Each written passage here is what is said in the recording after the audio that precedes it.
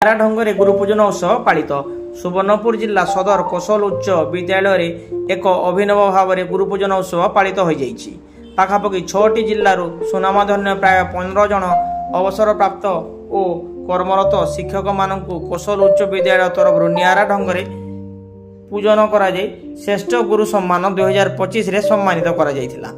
इति अवसर में सुवर्णपुर जिलार आरक्षी अधीक्षक श्रीयुक्त नारायण नायक मुख्य अतिथि भाव में जोग देइथिबा बेले स्वतंत्र अतिथि भाव में अतिरिक्त जिलापाल श्रीयुक्त राजेन्द्र माझी और उपजिलापाल डॉक्टर सौम्य रूपा रथ जोग दे गुरु दिवस तात्पर्य कहवा संगे गुरुंक परि जणे महान संस्कारक और सुमानव हेबाकु भाषण माध्यम कहिथिले।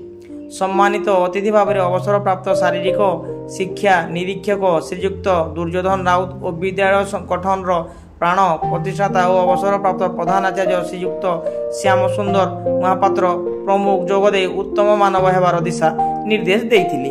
विद्यालय प्रधान आचार्य श्रीयुक्त परमा नायक समस्त उद्देश्य स्वागत अभिभाषण और अतिथि परिचय रखा सहित गुरुपूजन दिवस उद्देश्य उपस्थापना करथिले। विद्यालय संपादक श्रीयुक्त संजय कुमार समस्त धन्यवाद अर्पण करथिबा बेले सह प्रधान आचार्य सुश्री स्मिताराणी नायक मंच परिचालना करते। विद्यालय दीप्ति पलिया गौरी भगवती नमिता कुमार रूपा प्रधान शीतम सामल ममता मनहीरा प्रतिभा नायक मौसमी स्वाई रमीला साहू अन्य प्रधान तथा समस्त छात्र छात्री कार्यक्रम सफल रूपायन करथिले।